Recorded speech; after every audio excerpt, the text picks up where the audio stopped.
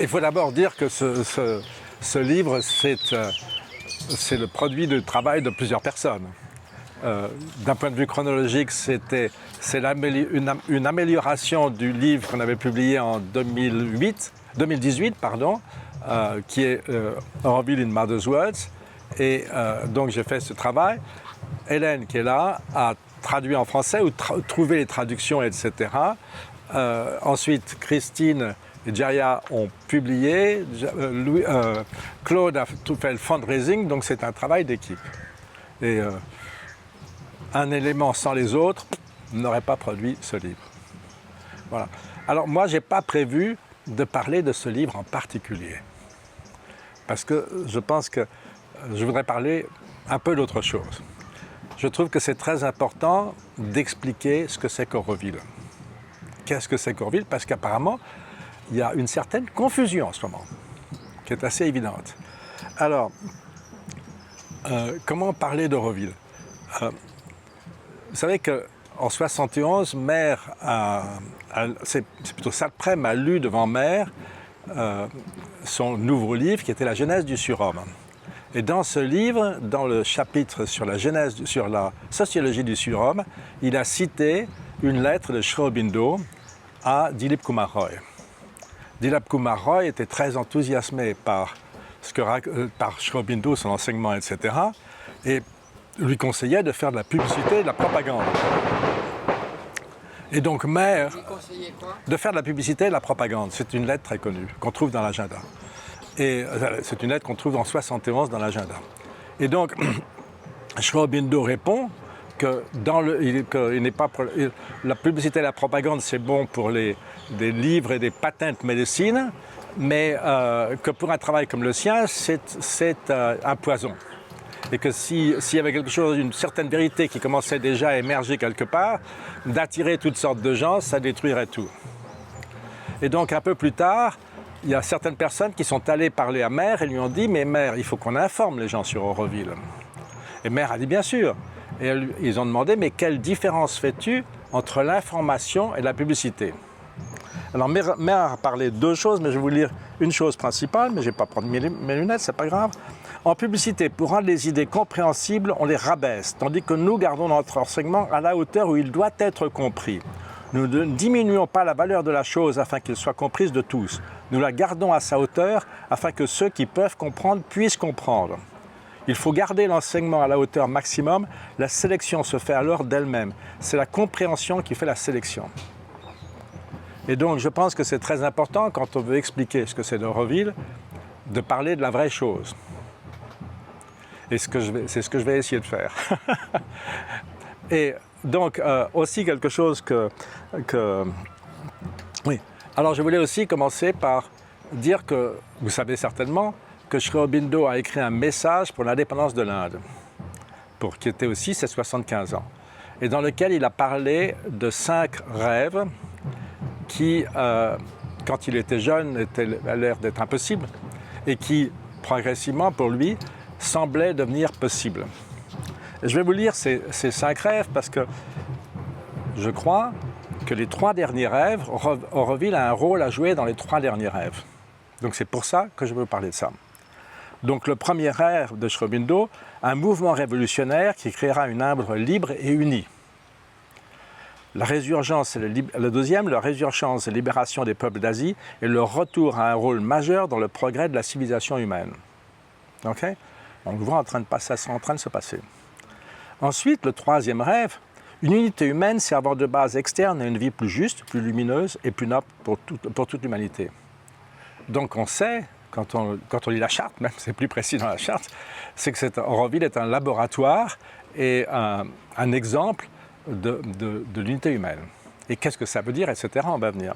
Donc ça, c'est très important. Le quatrième, c'est le cadeau spirituel de l'Inde au monde. Et ça aussi, je pense que Auroville a un rôle à jouer. Mère explique qu'avant Sri Aurobindo, on avait le choix entre deux choses pour la vie spirituelle. Ou on vivait une vie normale avec tous ses plaisirs et toutes ses souffrances, ou on se retirait dans une cave de l'Himalaya, dans un temple, dans un monastère, un couvent ou un ashram, Et là, dans le silence, on essayait de trouver le divin à l'intérieur de soi. Et Maire explique, non, Sri Aurobindo a révolutionné ça. Ce qui est nécessaire, c'est de diviniser la vie normale et la matière. Donc ça, c'est une chose très importante et c'est un des rôles d'Auroville. Et si on ne comprend pas, c'est une chose essentielle pour comprendre ce que c'est qu'Auroville. Okay? Donc c'est une chose révolutionnaire. Et alors le cinquième, c'est un pas en termes d'évolution qui élèverait les hommes à la conscience plus haute et plus vaste et commencerait la solution aux problèmes qui le mystifient et l'ennuient depuis qu'il a commencé à penser et à rêver à la perfection individuelle et à une société parfaite.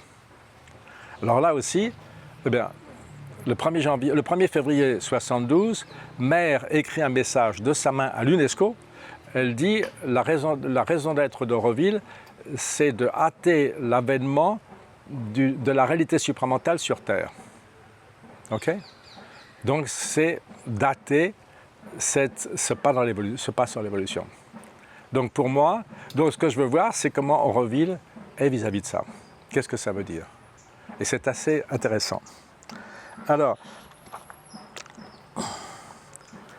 oui, alors, donc, qu'est-ce que Maire dit de ces choses-là?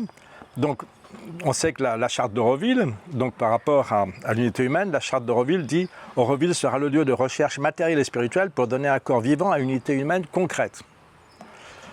Alors, donc, au sujet de cette nouvelle spiritualité, Maire écrit « Ce n'est pas seulement une conception nouvelle de la vie spirituelle et de la réalité divine, c'est une conception. Cette conception a été exprimée par Sri Aurobindo et je l'ai exprimée moi-même bien des fois.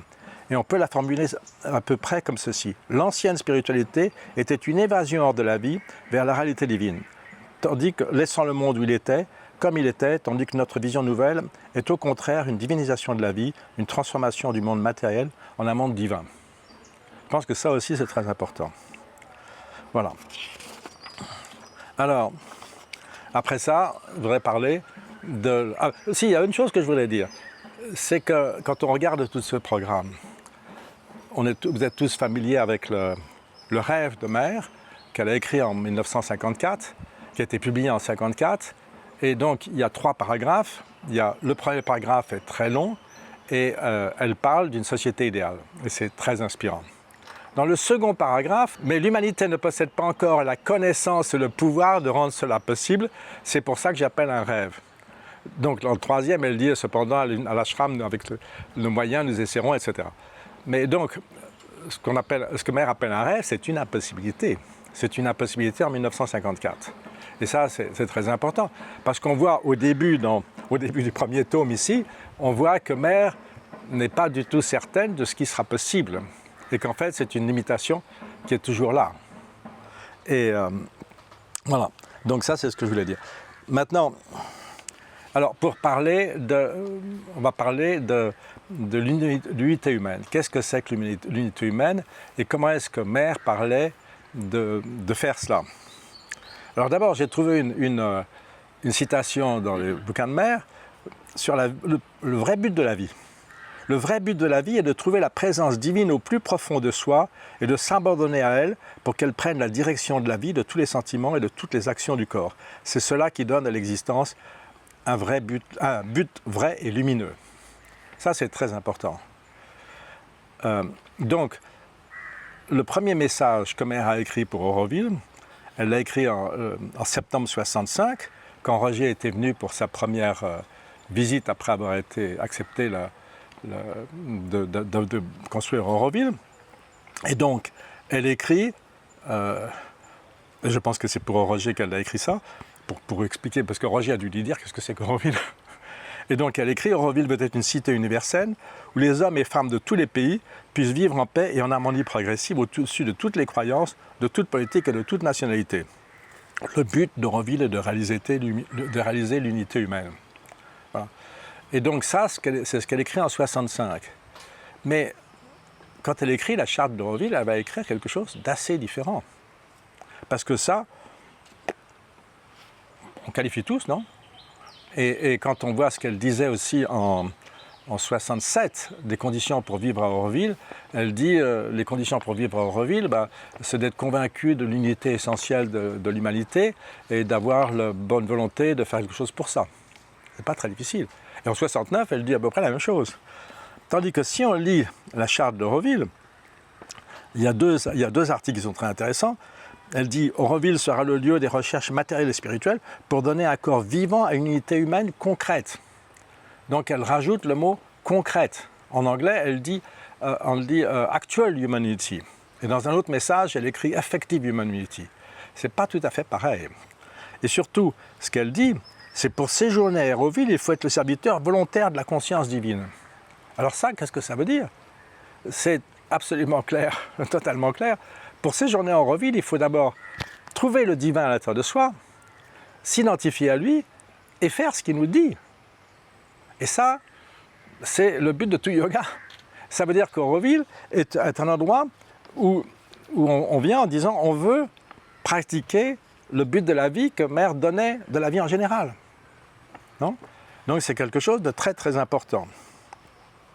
Et donc on voit aussi que quand elle écrit pour être un vrai Aurovillien en 70, elle dit la première chose, elle dit la première nécessité est la découverte intérieure pour savoir ce que l'on est vraiment derrière les apparences sociales, culturelles, raciales et héréditaires. Au centre, il y a un être libre, vaste, connaissant, qui s'offre à notre découverte, qui doit venir le centre agissant de notre être et de nos vies à Auroville.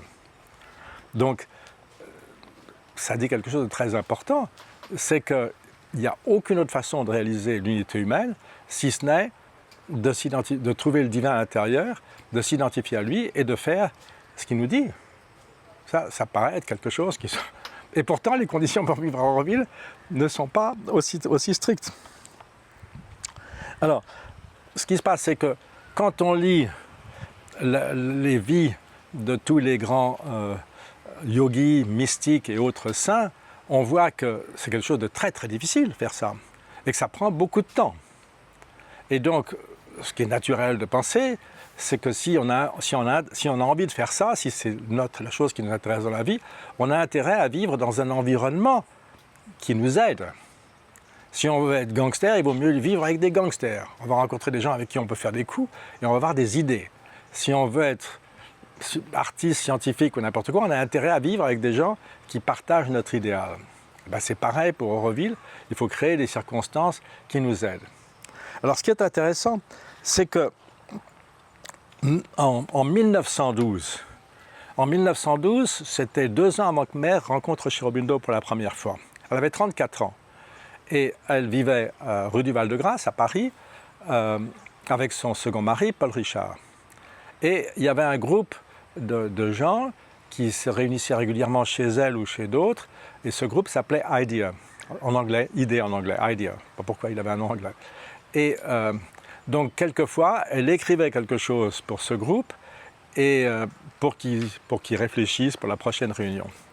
Et donc, en 1912, je crois que c'était en mai 1912, elle écrit « La transformation et l'harmonisation terrestre peuvent s'accomplir à l'aide de 2 processus ». Oui, elle écrit qu'il est important, de créer, ce qui est le plus important maintenant, c'est de créer une société idéale dans un endroit propice. Que le but est l'unité humaine. Incroyable, 1912, 2 ans avant de rencontrer Sri Aurobindo.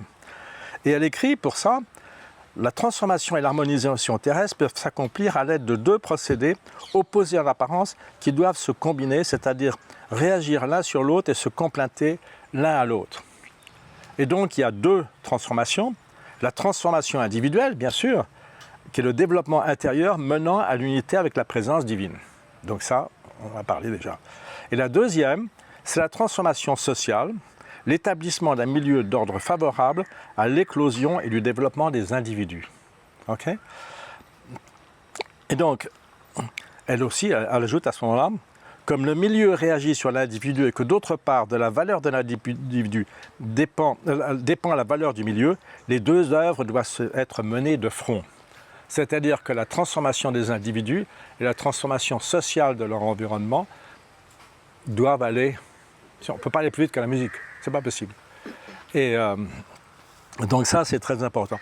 Alors à partir du moment... Ça, elle écrit ça en 1912, mais à partir de 1965, elle décide de construire une ville. De construire non seulement une société idéale, mais un endroit où vivra cette société idéale. Et donc, à mon sens, de toutes les façons, elle ajoute le besoin de transformer un environnement physique qui, à l'époque, était un plateau quasiment désertique.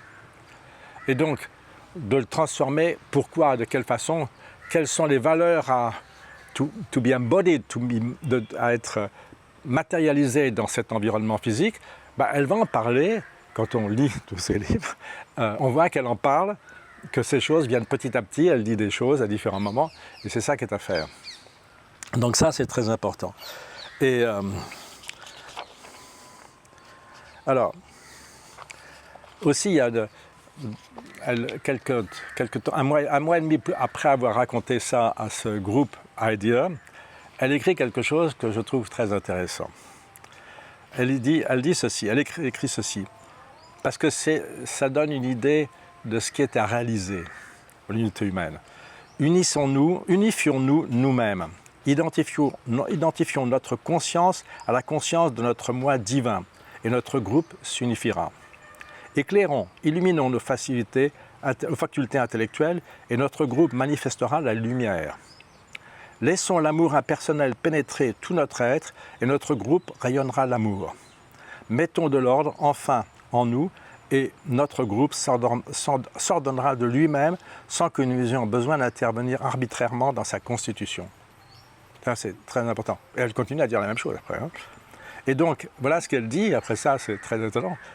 Devenons en un mot les cellules vivantes de l'organisme que nous voulons mettre au monde.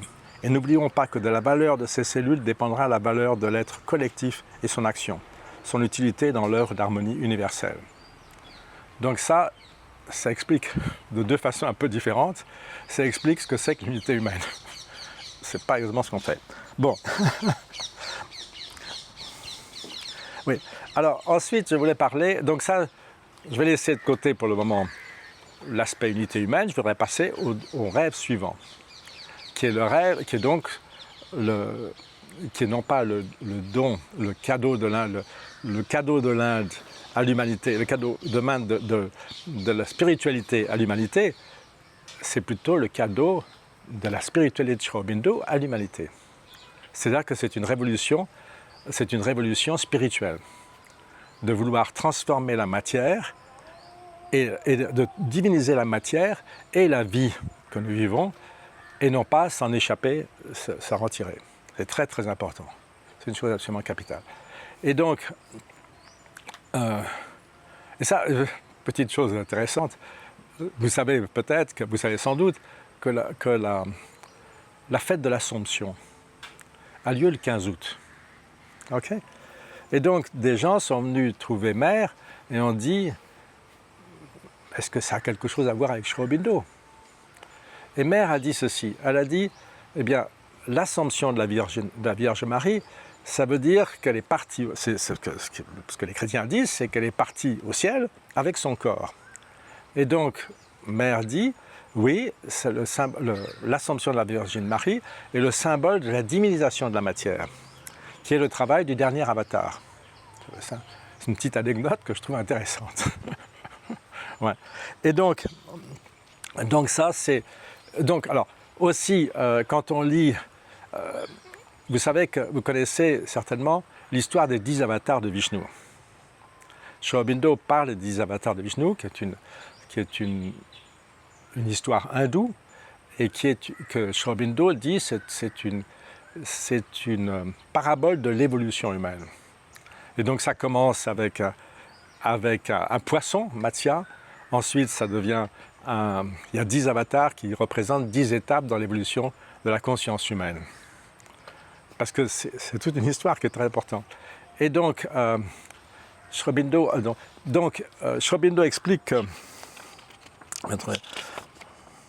Est-ce que je l'ai là? Enfin bon, je l'ai quelque part, mais c'est pas grave. Donc, le 11e avatar, tout le monde n'est pas... Le 9e, pardon, parce qu'il y en a 10. Le 9e avatar, le 8e, c'est Krishna, qui est le mental illuminé. Le 9e, tout le monde n'est pas d'accord pour ça, mais Sri Aurobindo considère que c'est Bouddha. Et Bouddha est parti dans le nirvana et il ne redescend pas sur Terre, il n'est pas pour la matérialisation. Et donc Sri Aurobindo explique que Kalki, lui au contraire, veut corriger cette erreur et plonger dans la matière afin de la diviniser. Donc vous voyez, c'est une chose qui est très importante, qui fait partie de l'évolution de la conscience. Non ? Vous savez qu'un des premiers livres de Satprem était Sri Aurobindo et l'aventure de la conscience. Donc pour Satprem, vraiment le fait que Sri Aurobindo était dans cette dimension de l'évolution de la conscience est très très important. Très très important. Voilà. Donc c'est un truc qui est très important. Alors, le troisième aspect, ça il faut que je prenne mon autre papier parce que je n'ai pas tout traduit. Le troisième aspect, là voici, voilà.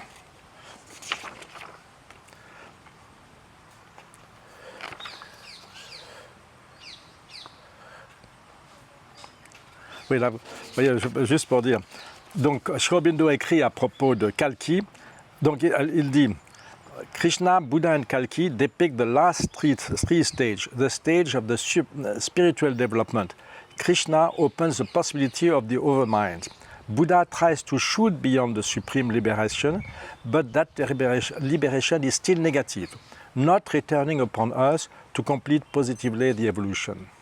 Kalki is to correct this by bringing the kingdom of the divine upon us, destroying the opposing forces. The progression is strikingly unmistakable. Donc vous voyez, ça s'inscrit dans une histoire qu'on trouve. Cette histoire est des avatars, cette histoire de l'évolution de la conscience de la vie sur Terre, est une histoire qu'on trouve gravée dans les temples hindous qui ont des centaines d'années. Je ne sais plus comment, il y en a un qui est à Kanchipuram, non ? J'ai vu ça gravé à Kanchipuram dans le temple qui doit avoir je ne sais pas combien de centaines d'années. Donc ce n'est pas une histoire. C'est très intéressant parce que moi je dis souvent, mais je n'ai peut-être pas raison de parler comme ça, que l'enseignement de Sri Aurobindo est post-darwinien. Darwin a écrit de l'évolution des espèces, il a publié ça en 1860 je crois. Non ? Avant ça, les grands enseignements considéraient qu'on était né comme on est et qu'au jugement dernier, s'il y en a un, eh ben on serait comme on est. Mais dans la philosophie de Sri Aurobindo, ce n'est pas du tout comme ça. C'est qu'il y a une progression de la conscience et qu'on doit faire quelque chose pour faire avancer cette conscience, pour progresser cette conscience. C'est pour ça que pour hâter l'avènement d'une conscience plus haute, il est important que nous préparons cette venue d'une vie plus haute et plus vraie en divinisant la matière et la vie, et non pas en nous échappant en disant voilà. Donc ça c'est une chose importante. Alors le troisième chapitre, c'était The Step in Evolution. Ça c'est très intéressant. Donc on a vu que Sri Aurobindo, dans son message à l'Inde, parlait d'un step in evolution, d'un pas, d'une marche dans l'évolution. Non ? Et que Mère, dans un message qu'elle a envoyé à l'UNESCO, dit qu'Auroville veut hâter la venue de la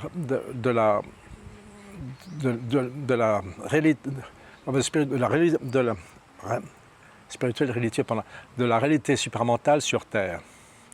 Donc ça, c'est clairement dit. Mais comment est-ce que ça se passe, ça ? Comment est-ce qu'on va faire ça ? Est-ce que juste un groupe de gens quelque part dans le monde, est-ce que ça a une influence sur hâter la venue du supramental ? Alors, ce qui est très intéressant, c'est qu'en février 68, le 1er février 68, il y a une dame qui s'appelle Anjani Dayanand, qui était la femme de Dayanand, qui doit aller à Madras pour une conférence de presse au sujet d'Auroville, qui pour annoncer, les médias et la presse sont invités pour qu'on leur parle de l'inauguration d'Auroville qui va avoir lieu 4 semaines plus tard. Et donc Anjani demande à Mère un message pour cette conférence. Et Mère lui donne ce message qu'elle écrit de sa main en français et en anglais. Alors elle dit l'Inde est devenue la représentation symbolique de toutes les difficultés de l'humanité moderne, mais l'Inde sera le lieu de sa résurrection à une vie plus haute et plus vraie. Je crois que beaucoup d'entre nous voient les deux aspects. Et Mère après ça, parle de ce message. Mais elle commente relativement brièvement ce message à Saint-Prème. Elle le commente brièvement pour deux raisons. C'est parce que si elle nous parlait à nous, ou si elle nous, ou elle on aurait parlé plus, ou on aurait levé la main. Mais Saint-Prème savait forcément de ce dont elle parlait. Elle le savait forcément parce qu'on voit dans l'agenda qu'elle lui a déjà parlé de ça en 1960. Et que d'autres disciples comme Nolini ou comme MP Pandit ont parlé de ça. Donc l'histoire, c'est ceci, pour rentrer bref. C'est que la Terre est la représentation symbolique de l'univers. Sri Aurobindo explique que la Terre est la planète choisie. Parce que dans tout l'univers, c'est la planète choisie parce qu'il y a une entité psychique ici. Mais elle explique que l'Inde est le pays choisi sur Terre. Donc c'est le pays choisi sur la planète choisie, à cause de cette entité psychique. Et Mère, tout d'un coup, dit, et c'est pour ça que j'ai été amenée à faire Auroville. Elle dit, je ne savais pas pourquoi je faisais, c'est pour ça que je fais Auroville. Donc vous voyez, la cérémonie d'inauguration va se dérouler 4 semaines plus tard. Roger a fini sa galaxie, mais elle ne savait pas ce que c'était qu'Auroville. Elle le découvre à ce moment-là, ce qui est très intéressant. Et donc, elle explique donc... alors, il y a des aspects très intéressants là-dessus. Parce qu'elle raconte, Sri Aurobindo explique, je peux le dire ça en anglais ou pas? Ou vous préférez? Yeah? Sans ça, je le traduis. Donc, Sri Aurobindo écrit en 1935, It is necessary, or rather inevitable, that in an ashram which is a laboratory for a spiritual and supramental yoga, humanity should be variously represented. For the problem of transformation has to deal with all sorts of elements, favorable and unfavorable. The same man carries in him the mixture of the two things. Donc on voit que Sri Aurobindo écrit ça à propos de l'ashram. Et vous allez voir qu'il écrit aussi autre chose à propos de l'ashram, et Mère aussi à propos de l'ashram. Mais en fait, je suis convaincu, bien que Mère ne le dise pas spécifiquement, que la raison pour laquelle Mère a été amenée à faire Auroville, c'est parce qu'il était nécessaire d'avoir une représentation symbolique de la diversité de l'humanité qui soit beaucoup plus large et diverse, ce qui est le cas. Je veux dire, la diversité de la population d'Auroville est déjà beaucoup plus grande que celle de l'ashram. Et donc, autre chose que Sri Aurobindo dit, ça on trouve ça dans les talks with Sri Aurobindo que Nirod Baran a noté, ours is a problem of world change. People here are an epitome of the world. Each one represents a type of humanity.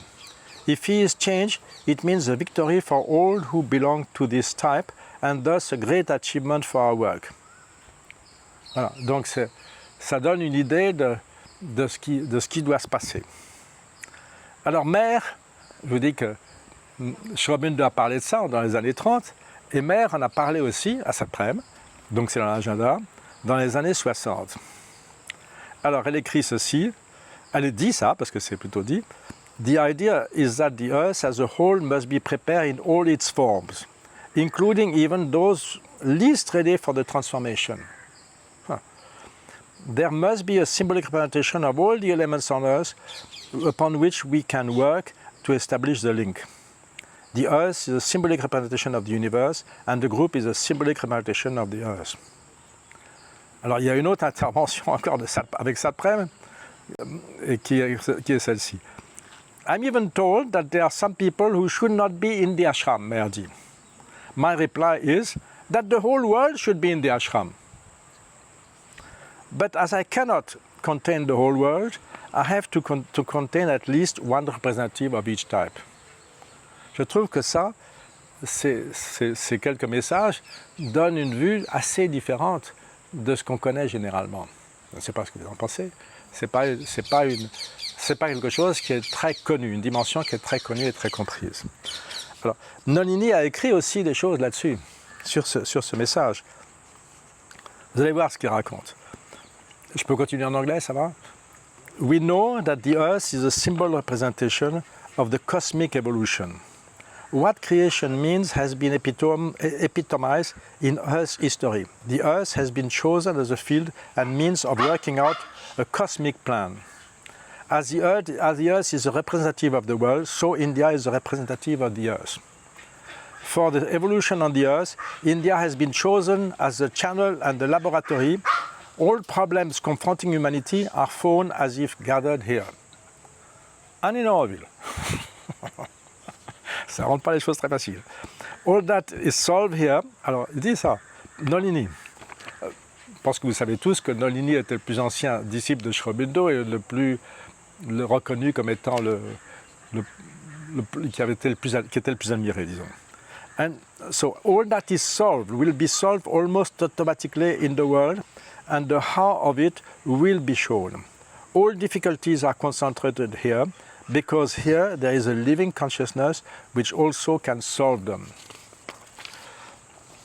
In the same way as it may be said that our ashram here is a symbol of all the difficulties that humanity faces, difficulties psychological and material, national and social, all varieties of contradiction and contraries, obstacles and impediments, ignorance and prejudice, and here that confuse the issue and seek to delay. Enfin, je saute un peu. The individuals here have to meet all kinds of difficulty so that a way out of them may be discovered, both individual nature and the collective achievement. Voilà. Donc, je pense que ça, c'est très important de connaître ça. Alors, ce qui est assez étonnant, on a vu que le 30 décembre 67, Maire commente à Sadprem les 5 points de notes que Madhav Pandit avait notés après une conversation avec Maire. Moi, j'ai trouvé dans un bouquin de Madhav Pandit que c'est Madhav Pandit qui avait noté ça. Dans l'agenda, on ne sait pas qui avait noté ça. Le premier point, vous vous en souviendrez peut-être, c'est Auroville must be a self-supporting township. Okay? Le dernier point, en anglais, dit ceci. Aucune règle ni loi ne sont édictées. Les choses se formuleront d'elles-mêmes à mesure que la vérité latente de la ville émergera et prendra forme peu à peu. Nous ne voulons pas anticiper. Alors, ça, c'est 30 décembre 67. 2 mois plus tard, la cérémonie d'inauguration a lieu. Et Maire dit, 30 décembre 67, que la vérité sous-jacente d'Auroville, elle n'est pas encore connue. Donc, c'est assez étonnant. Et alors, ce qui se passe la première semaine de 68, c'est que le 1er février 68, Maire écrit ce message dont je viens de vous parler. L'Inde est devenue la représentation symbolique de toutes les difficultés de l'humanité moderne, mais l'Inde sera le lieu de sa résurrection à une vie plus haute et plus vraie. Et que le 7 février 68, elle écrit devant Sadprem la charte d'Auroville qui dit qu'Auroville qui dit comment il faut faire, enfin que c'est un endroit pour trouver le divin et devenir les serviteurs volontaires. Donc c'est quelque chose de fondamental qui n'était pas dit comme ça avant. Non ? Donc il y a quelque chose qui est clarifié. Alors, la vérité sous-jacente d'Auroville, elle commence à se manifester pour moi, au début de février 68. Mais Maire dit que la vérité sous-jacente de la ville émergera et prendra forme. Donc, c'est progressivement que cette vérité sous-jacente a pris forme. Elle a commencé à émerger, à mon avis, avec ces 2 messages, mais qui sont assez révolutionnaires, je crois. Mais bon, donc voilà.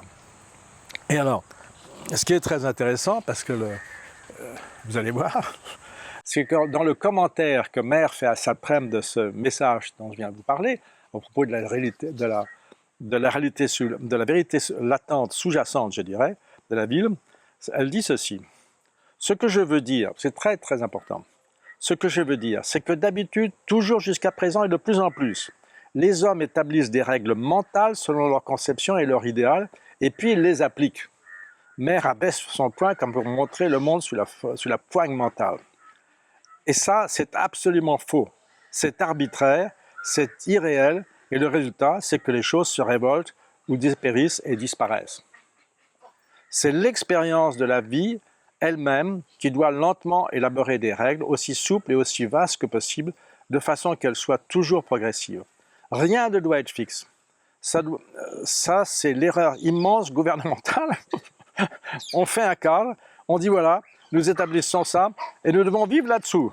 Et alors naturellement, on écrase la vie et on l'empêche de progresser. Il faut que ce soit la vie elle-même, se développant de plus en plus dans une progression vers la lumière, la connaissance, le pouvoir, qui doit petit à petit établir des règles aussi générales que possible, de façon qu'elles soient extrêmement souples et qu'elles puissent se changer avec le besoin aussi rapidement que changent les habitudes et les besoins.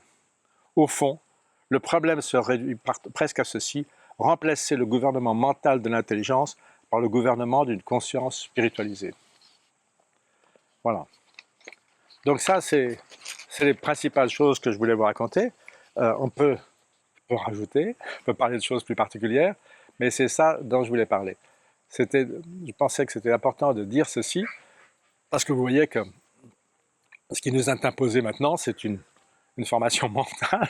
Ça ne peut pas être comme ça.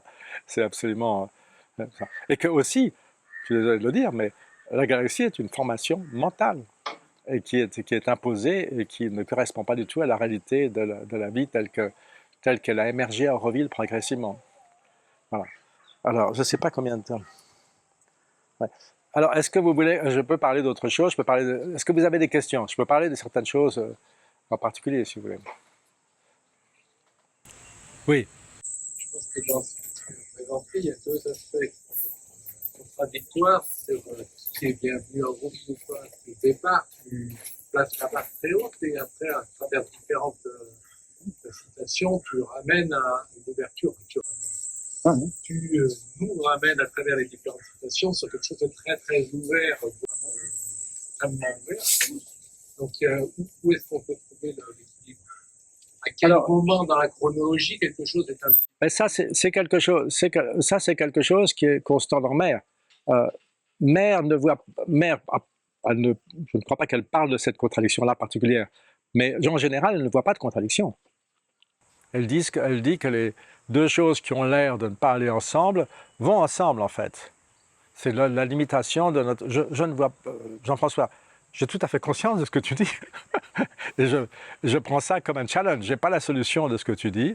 Et je dis simplement, voilà, deux choses qui se sont présentées en février 68.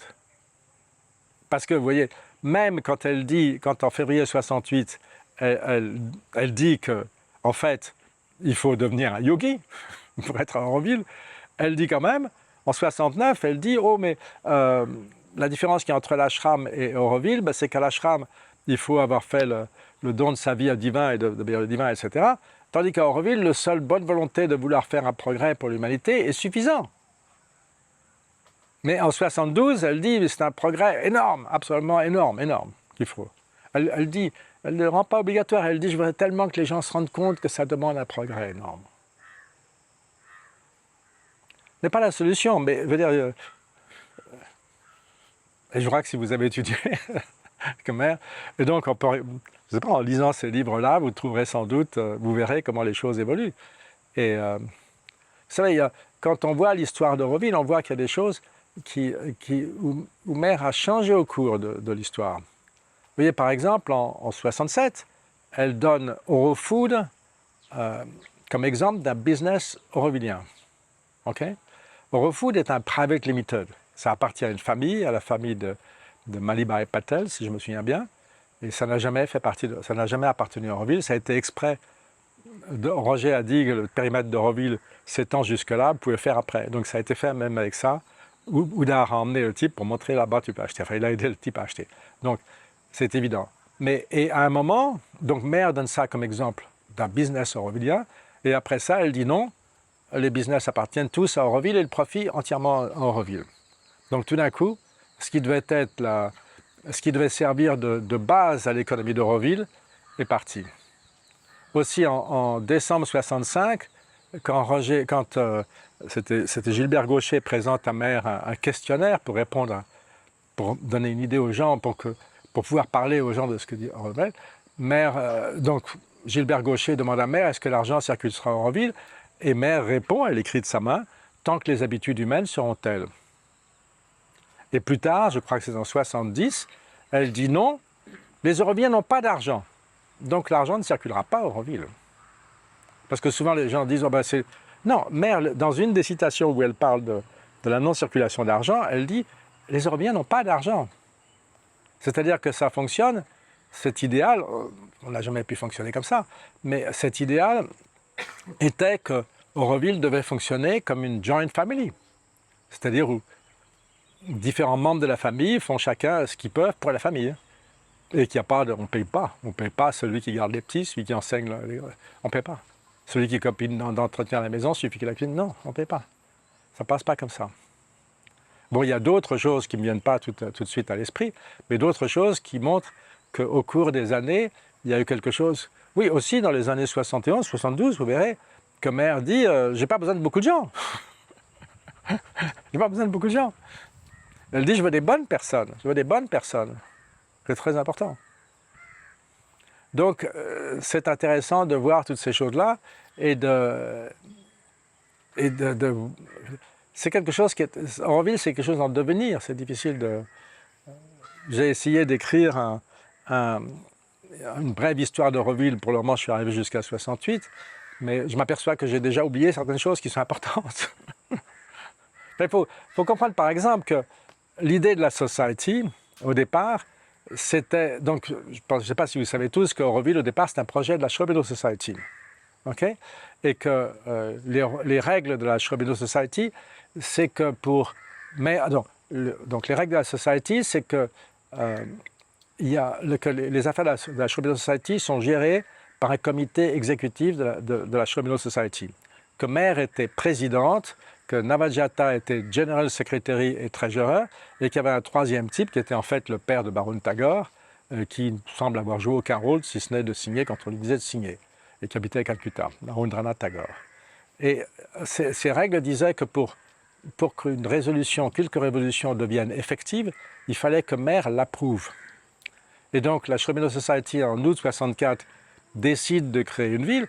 Ils veulent créer une ville pour des gens de la Society, parce que ça devenait très difficile d'acheter un terrain à Pondichéry, de faire construire, etc.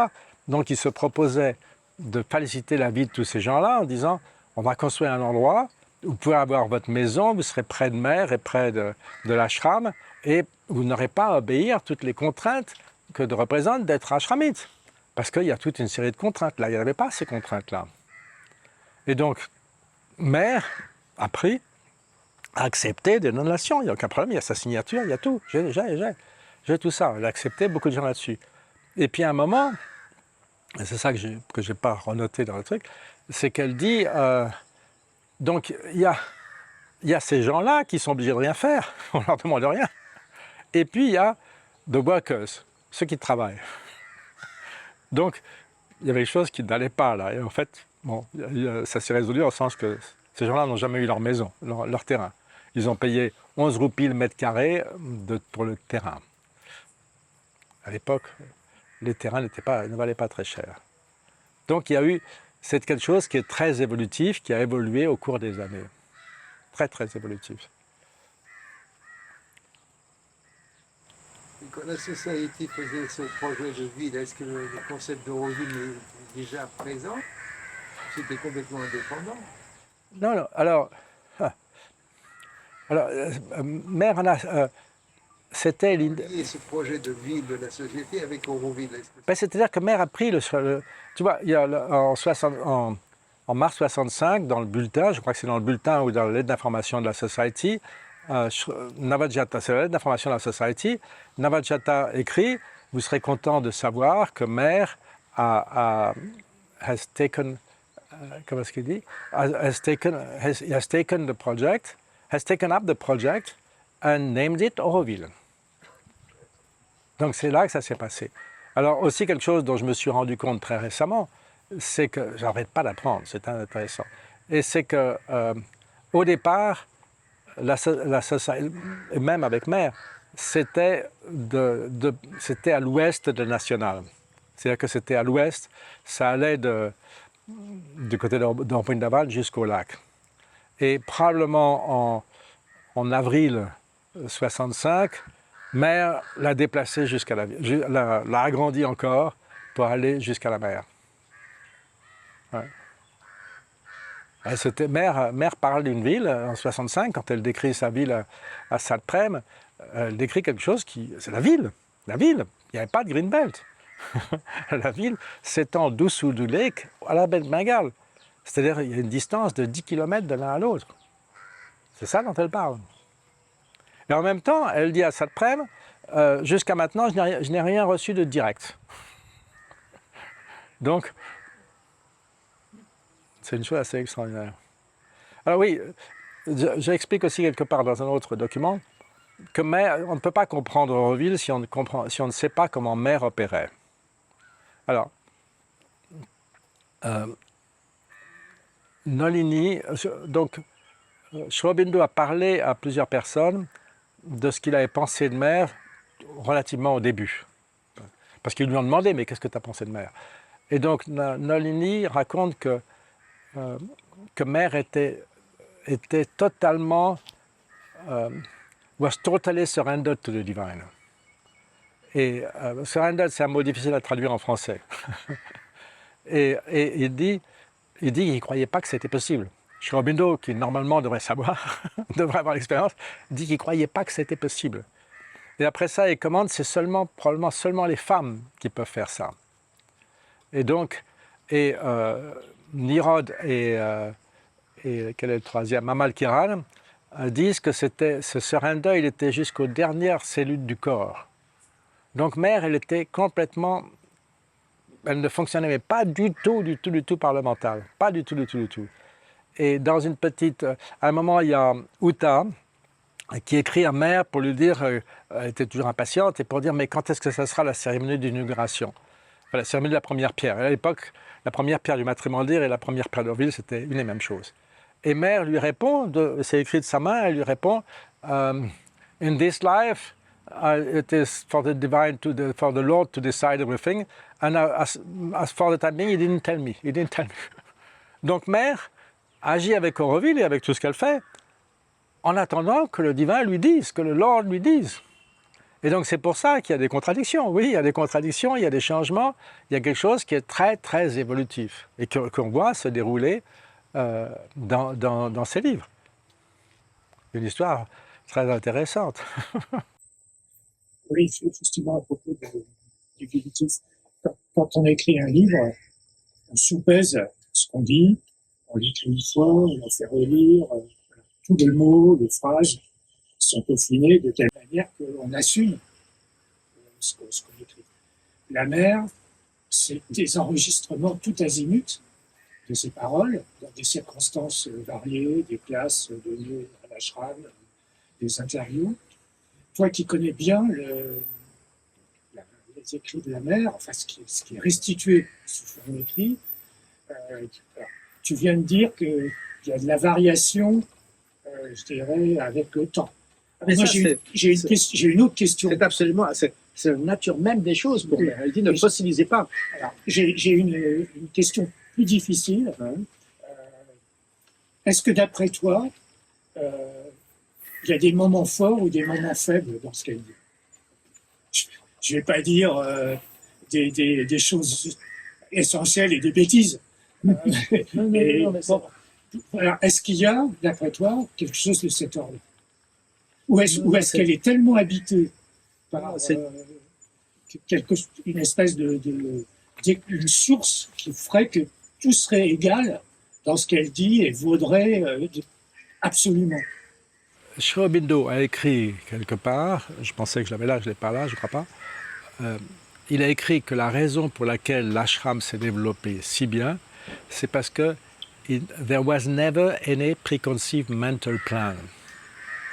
Et donc, Mère explique à Saint-Prem, c'est un peu plus long que ça, et Mère explique cette explication de Sri Aurobindo, cette lettre que Sri Aurobindo a envoyée à quelqu'un, et en disant que ce n'est pas une création qui est faite, qui est finie, c'est quelque chose qui évolue. C'est un mouvement de conscience, elle explique. Donc, c'est ça, c'est un mouvement de conscience qui est constant.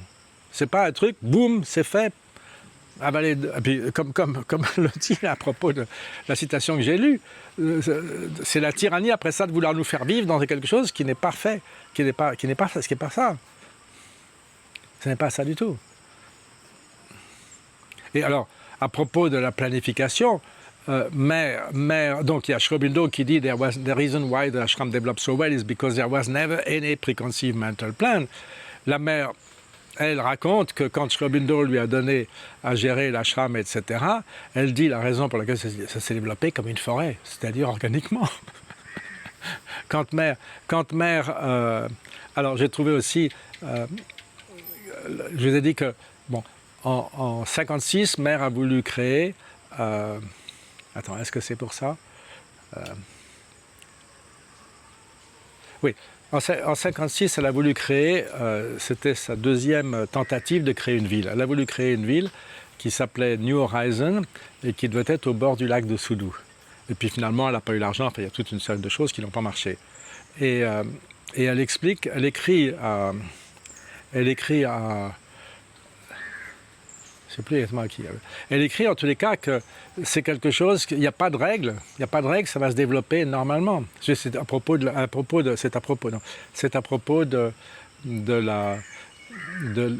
l'université Sri Aurobindo, de centre d'éducation Sri Aurobindo, qui au départ s'est appelé centre universitaire Sri Aurobindo, où elle dit il n'y a pas de règle, c'est quelque chose qui va se développer naturellement. Donc il n'y a pas de choses. Et mère, à propos d'Auroville, dit à Satprem à un moment, c'est dans l'agenda, elle dit j'ai tant voulu que ça se développe naturellement. Et pour ça, il faudrait le faire sur une île déserte, mais il n'y en a plus, qui appartient à personne. Il n'y en a plus. Donc elle veut être au-delà de toutes ces choses-là pour que ça puisse naître tout seul en fonction d'une aspiration des gens, de la possibilité, etc. C'est très important. C'est pas du tout mais vous allez vivre dans ce cadre-là. Non, c'est pas possible, c'est pas comme ça. Et donc, Jean-François, tu parlais des contradictions. Je pense que la vie résout ces problèmes-là. Il y a des choses qui ne seront pas, il y a des choses qui seront. Mais il y a des choses qui sont très importantes qui devraient être. Vous n'avez pas dit que déjà Auroville existe là-haut, dans cette descente. Oui, alors tu sais à quel moment elle a dit? Elle a dit ça au moment de la nébuleuse. Oui, c'est en 66 qu'elle dit ça. Alors après ça, Roger ne spécifie pas qu'elle a dit ça à ce moment-là. Mais c'est au moment de la nébuleuse, je peux te le dire. Parce que ça fait partie des choses où je trouvais que c'était pas très bien. Ouais. Alors la nébuleuse, par exemple, on voit un moment dans l'agenda que Mère dit oh ben c'est étonnant, Roger a capturé mon ancienne formation. Mais en fait, deux personnes qui étaient là au début, c'est-à-dire Pierrot et le fils d'Annavajata, Vijay Podar, m'ont dit mais tout le monde savait à l'époque que c'était Pierre Braslavski qui a eu cette vision et qui a eu cette vision. Et en fait, dans l'exposition, on a le texte de l'exposition, quand il y a eu une exposition de la nébuleuse à ce moment-là, et il est écrit que c'est très intéressant, on raconte comme un truc intéressant, que les architectes ne savaient pas très bien quoi faire, et puis qu'un jour, il y a un des architectes qui a eu l'idée, qui a eu une vision d'une galaxie, etc., d'une nébuleuse, et qu'il en a parlé à ses amis, etc., et puis que le lendemain, ils l'ont vu dans les journaux, Et donc, c'est comme ça que c'est venu. Et alors, je ne sais pas si tu connaissais Svetlana. Svetlana, tu la connaissais? Svetlana Pitev. Ouais.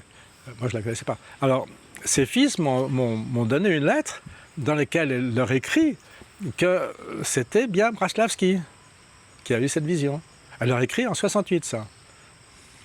Qui ça? Pierre Braslavski. Pierre Braslavski, Mère fait référence à lui comme étant le communiste russe. Un architecte communiste russe, parce qu'il était de Russie, il était d'origine russe, bien sûr, mais alors je ne sais pas si c'est vrai, mais Pierre Éthévenot, comment il s'appelle? Michel Éthévenot, comment il s'appelait? Pierre Éthévenot. Pierre Éthévenot m'avait dit, je crois, qu'il était membre du comité directeur du Parti communiste français. Et que ça a pas mal aidé pour parler avec le monde de l'Est. Et Mère disait que parmi eux, c'était le plus dynamique, etc., qu'il avait une capacité. Et il était là à la cérémonie d'inauguration. Alors, je peux parler d'autre chose, si vous voulez, enfin, de certains aspects, si vous voulez. Je peux parler pendant longtemps. Et vérifier. La nébuleuse, c'est ça. La nébuleuse, c'est le sable de mer. Et galaxie, c'est ça. The galaxy is rotating. Galaxy is spinning. And in between, there was the microstructure. And so also something interesting is that Roger, so when he came in August 67, he came to present to Mother his microstructure model. And then he did two things. He presented his microstructure model and he gave an interview to the magazine, European magazine Equals One. And he says that about the microstructure, he says that he was interested in volumetric architecture, you know? And what you understand of volumetric architecture is that there is a need of very big building, etc., long and big building, for the perspective that there is between them. Okay? Et alors, je ne sais pas si vous vous souvenez, ceux qui étaient là, peut-être que tu étais là, tu sais, il y a eu une série de réunions en 1987 où Roger a été renommé en charge, on a redonné la charge du bâtiment à Roger. Et moi, je me souviens très très bien que dans la conversation, ça a duré longtemps, c'était les meetings marathons qui ont duré, et qu'à un moment, Roger a dit « Flat cities are hell ». Et tout le monde a été absolument étonné, comment est-ce que... Donc Roger était content de densifier la ville, très très content de faire ça. Et ce qui n'était pas forcément l'idée de Maire. Parce que c'est une histoire complètement différente, mais le premier Auroville qui devait avoir lieu dans l'état princier de Hyderabad, elle raconte qu'il devait y avoir une rivière et une colline, que Sri Aurobindo habiterait au haut de la colline et que ses disciples auraient tous une petite maison et un petit jardin. Et quand on lit aussi le livre de Shyam Sundar, dans le Memory Lane, il dit qu'à un moment, il va voir, parce qu'il y avait des problèmes avec le Land Ceiling Act. La Society avait beaucoup trop de terrain, était propriétaire de beaucoup trop de terrain. Le Land Ceiling Act, c'est un anti-Zamindar Act qui empêche tout individu et toute organisation, à moins qu'elle ne soit gouvernementale, de posséder trop de terrain pour que les petits propriétaires ne soient pas avantagés. Et plusieurs fois, Shyam Sundar doit aller voir des avocats et des gens compétents pour ça. Et la solution était qu'il devrait y avoir une petite maison avec un petit terrain pour chacun. Et Maire dit oui. Parce que dans sa première état de ville, il y avait une petite maison, un petit terrain pour chacun. Donc, c'est un truc qui est un peu... Mais c'est là, on ne sait pas. Mais ce que je veux dire, c'est que ce n'est pas évident que ça devait être si dense, etc. L'histoire des 50 000 habitants, voilà comment c'est venu. C'est donc... En 65, Maire écrit à Roger, début mars 65, elle écrit à Roger pour lui offrir de construire sa ville. Alors on ne sait pas ce qu'elle lui a dit à ce moment-là. On sait aussi que Roger était marié avec la petite fille de Maire qui s'appelait Purna Prema. Et donc on sait que Purna Prema lui a raconté aussi. Donc Maire a dû écrire quelque chose à Roger et Purna Prema a dû lui dire quelque chose. On ne sait pas ces deux choses-là. Je suis certain que Maire a envoyé à Roger la conversation qu'elle a eue une transcription de la conversation qu'elle a eue avec Salprem le 23 juin 65. Je pense que même c'est très possible qu'elle ait eu cette conversation avec Salprem pour Roger. Parce que d'abord elle était en français, Roger préférait nettement le français, et ensuite Maire n'écrivait plus de grandes lettres. Donc c'était beaucoup plus facile de parler avec Salprem, il enregistrait et de toute façon il transcrivait, donc c'était idéal. Et donc voilà ce qu'elle savait de la ville à ce moment-là, c'est tout ce qu'elle savait. Et donc Roger vient en septembre 65 et il présente son premier rapport de la ville, sans savoir du tout quelles seraient les possibilités de financement, etc. Il ne savait pas. Ce n'était pas dans les discussions avec Satprem, etc. Et donc, il écrit dans son rapport, j'ai le rapport, un rapport en français, dans lequel il dit dans 5 ans, il y aura 5 000 habitants, dans 10 ans, il y aura 20 000, dans 20 ans, il y aura 50 000, dans 30 ans, il y aura 100 000, et après ça, encore plus. C'est Roger qui écrit ça, sans du tout connaître les possibilités de financement, les possibilités d'acheter des terrains, etc. On voit que c'est toujours pas fait. Et Maire semble lui avoir dit pas plus de 50 000. Donc c'est pas exactement comme il a voulu faire croire. Pas nettement. C'est ça la réalité, le rapport est là, vous pouvez je vous le donne si vous voulez, il n'y a aucun problème. Et alors en 67, en 96 aussi, de nouveau, il raconte, donc sa mémoire n'était peut-être pas très bonne à cette époque-là, mais en se rappelant de cette chose-là, il dit, je ne me souviens plus très bien de l'histoire, mais si mère m'avait dit de planifier pour 10 000 ou 20 000, je l'aurais fait. Il ne se souvient pas que mère l'a réduit de plus de la moitié, puisqu'il voulait planifier pour plus de 100 000, et la mère la ramène à 50 000. Alors en plus, il faut savoir une chose, c'est que personne, aucun planificateur, ne planifie plus de 20 ans en avance. Ça ne se fait pas. Ça ne se fait pas parce que tout plan d'avenir se fait, c'est basé sur des assumptions. Les assumptions sont des paris, on guesse, on pense. On va pouvoir acheter les terrains à cette vitesse-là, l'argent va venir comme ça, les gens vont venir comme ça, etc. C'est comme ça que ça se fait. Et en plus, normalement tous les plans de développement sont révisés tous les 5 ans pour tenir compte de l'évolution des choses, etc. Et donc, de planifier plus que 20 ans à l'avance, ça ne se fait pas, ça ne se fait absolument pas. J'ai étudié la planification et mobilité, donc je me souviens bien. On ne fait pas comme ça, c'est pas possible. Donc, alors, vous savez que Mère a écrit sur des cartes postales, elle a écrit la ville, la cité de l'avenir. Alors la cité de l'avenir, avec des plans, ça se fait en 67, c'est ça que vous voulez? C'est-à-dire c'est un peu aberrant. Surtout en tenue que c'est un peu extraordinaire.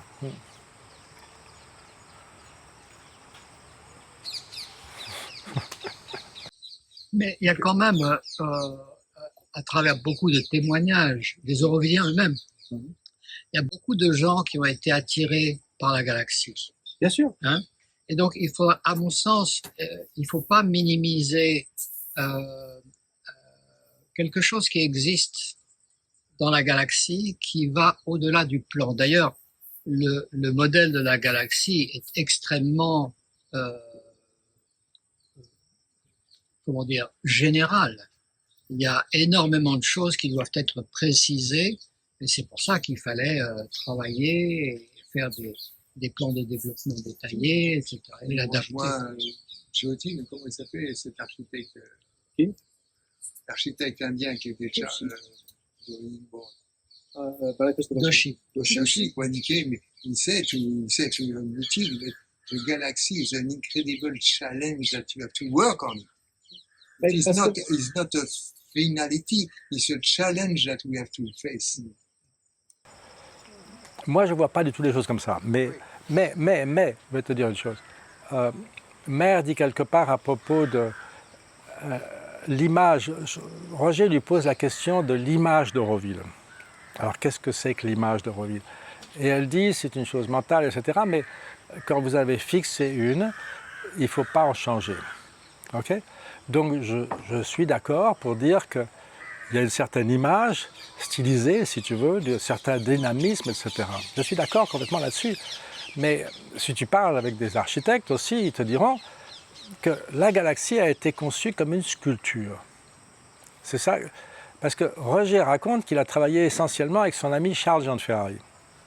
Alors Charles-Jean de Ferrari, il a étudié aux Beaux-Arts avec Roger, mais pas dans le département architecture. Tu peux aller sur son site, sur Wikipédia, tu verras qu'il a étudié aux arts plastiques et qu'il se présente comme étant un sculpteur et céramiste.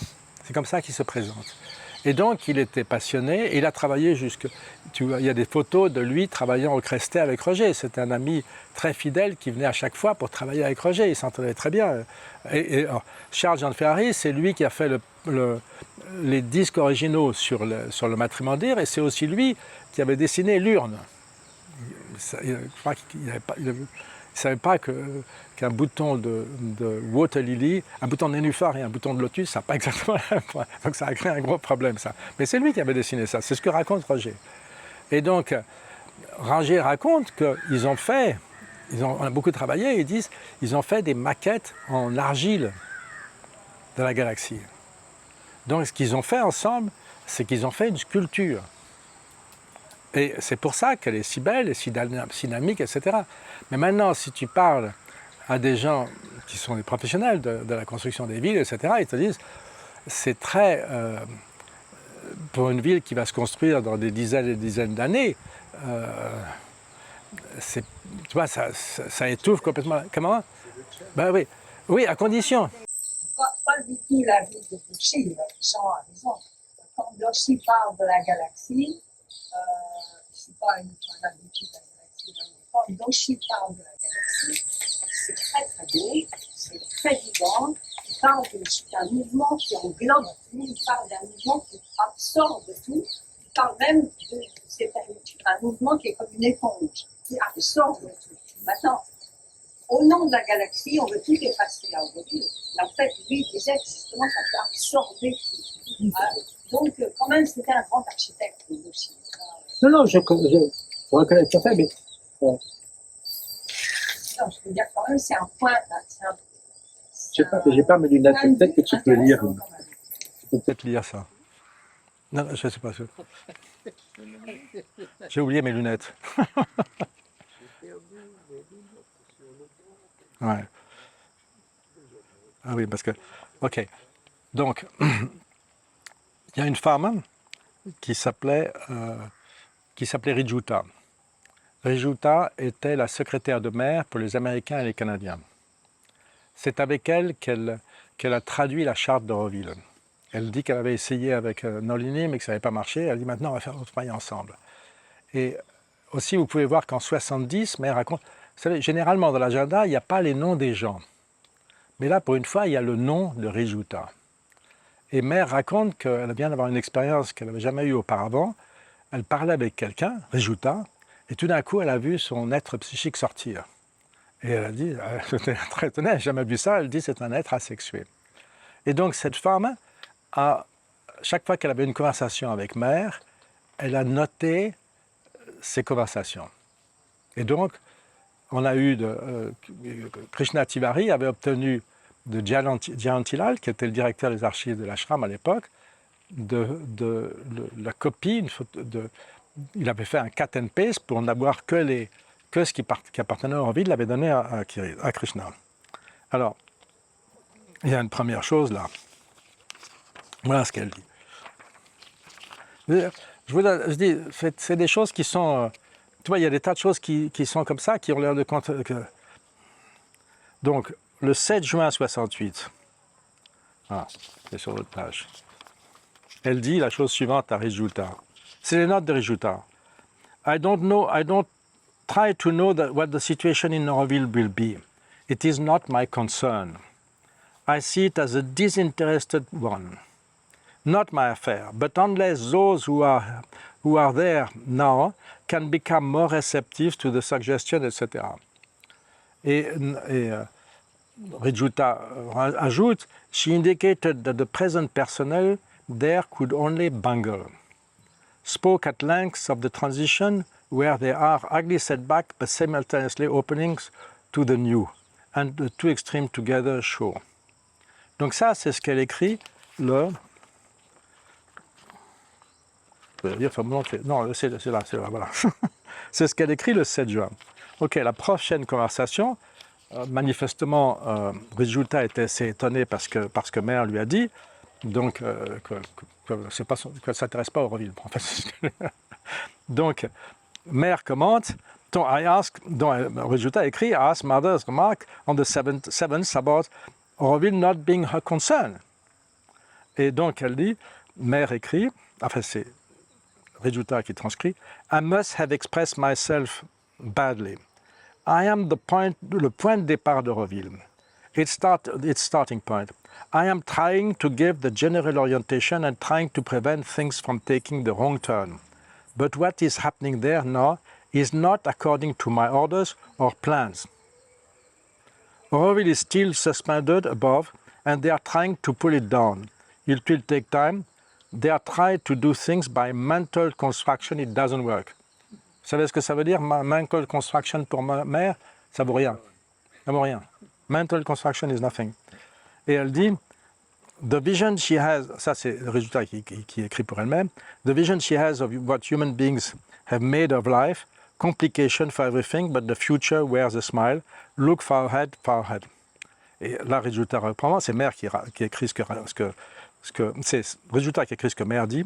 Auroville, I don't want to quarrel with them, and it wouldn't have any effect. The intervention becomes occult as soon as it touches matter. A period of exhausting the old, exhausting the confusion is necessary. Donc, vous voyez, ça fait partie des choses que Jean-François parlait, des contradictions qui ont. Et oui, ces choses-là sont là. Hein. Moi, je ne vois pas de contradiction. Oui, non, c'est ce que je disais, c'est qu'il n'y a pas forcément de contradiction. Mais ce que je veux dire, c'est qu'il faut bien. Contradiction, dès que tu montres nos contradictions, tu te restes sur le plan mental. Sur le plan mental, il n'y a plus de contradiction. Non, mais c'est ce que je veux dire. Je veux dire ce qu'il y a. Merci. Ce que je veux dire, c'est qu'il y a. Tu vois, il y a plein de choses comme ça. Il y a plein de choses comme ça. Et c'est à chacun de voir, de comprendre, etc. Je ne sais pas. Mais ces choses-là, et je pense aussi que si tu veux, quand on regarde ce que Mère disait à différentes personnes, elle a dit des choses, par exemple, elle a dit des choses à Uta qu'elle n'a sûrement pas raconté à Roger, des choses qui sont même impossibles.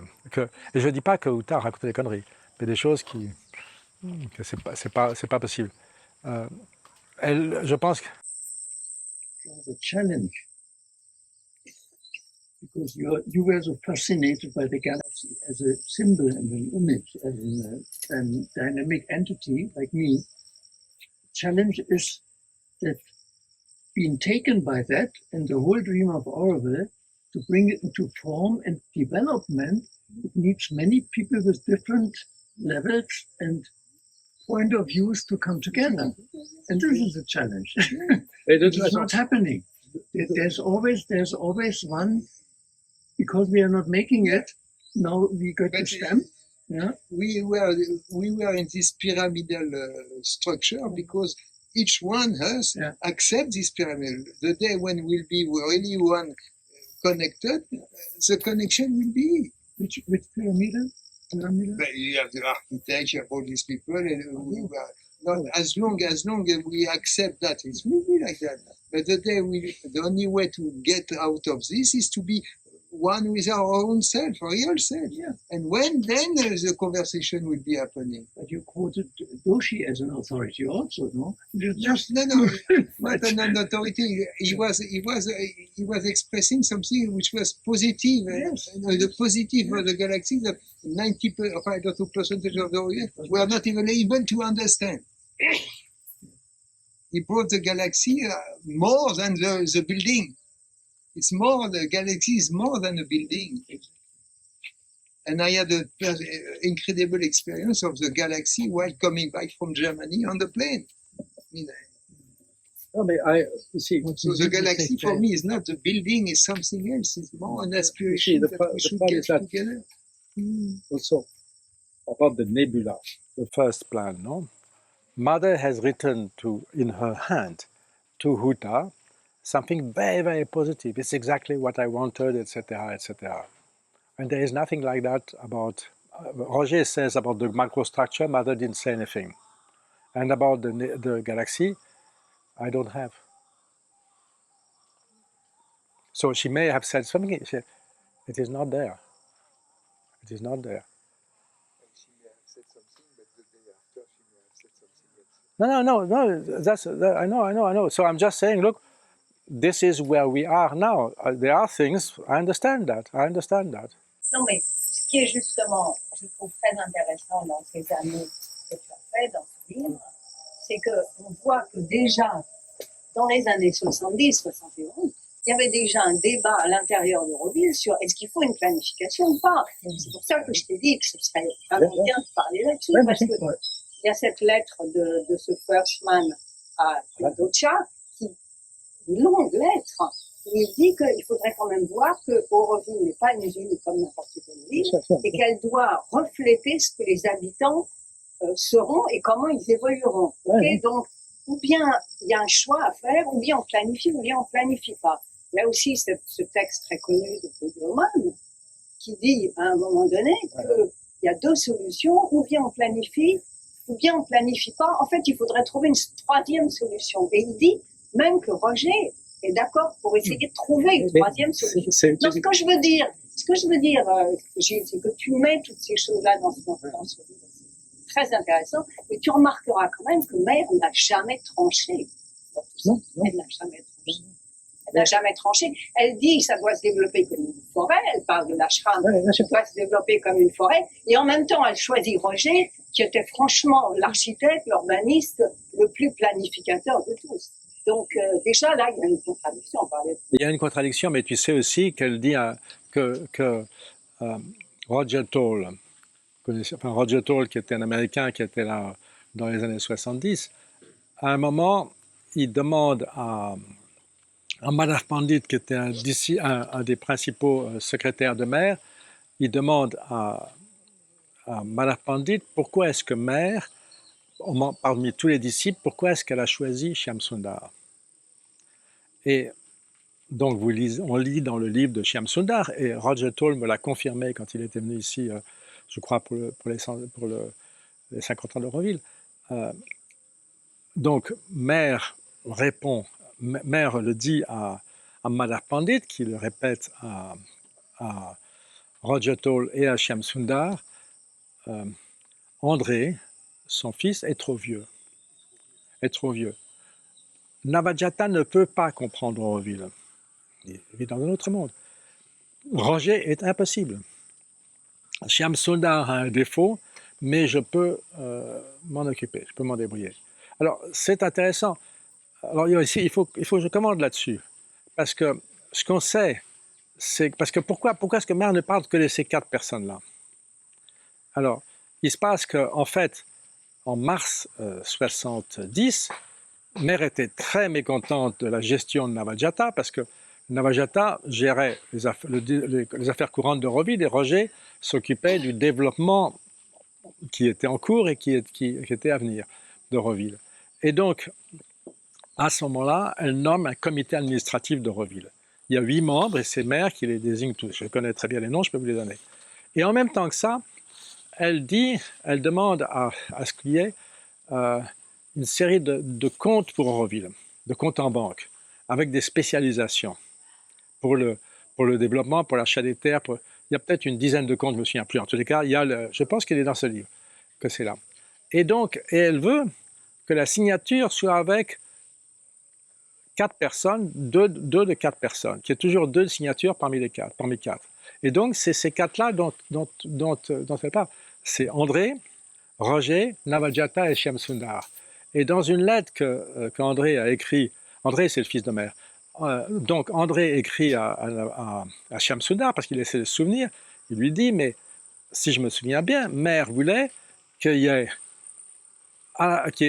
avait Shyam Sundar ou Navajata qui signe, et Roger ou André qui signe. Et puis André lui a dit, mais souvent, ni moi, ni Roger ne sont là, donc ça ne marche pas. Et Mère était très, très déçue, elle a dit, bon, ok, mais c'était une chose qu'elle ne voulait pas. Donc, ce qui est important de comprendre là, c'est que Mère n'aimait pas prendre des ressources de l'ashram pour les donner à Auroville, des ressources humaines ou financières. Elle ne voulait pas prendre de l'argent de l'ashram pour le donner à Auroville. Et elle ne voulait pas prendre des gens qui travaillaient pour l'ashram à Auroville. Alors, il y a quelques exemples, comme Shamalal, elle lui a dit, tu travailles aux 2. Mais c'est des très, très, très rares exemples. Elle a dit aussi à un certain nombre comme des gens comme Madhav Pandit, comme Nirod, comme Udar, de venir parler à Auroville. Et puis, elle a donné 3 petites tâches à Udar à propos d'Auroville. 3 tâches. Il a été maître de cérémonie à la cérémonie d'inauguration. Elle l'a envoyé parler au consul de l'URSS quand il s'était aperçu qu'il y avait conscience divine dans la charte et qu'il ne voulait pas venir. Et une 3e fois, qu'est-ce qu'elle a fait? C'est à Udar qu'il a donné sa vision de la chambre du Maître Mandir. C'est lui qui a fait les plans de la chambre du Maître Mandir. Merci beaucoup. Merci beaucoup.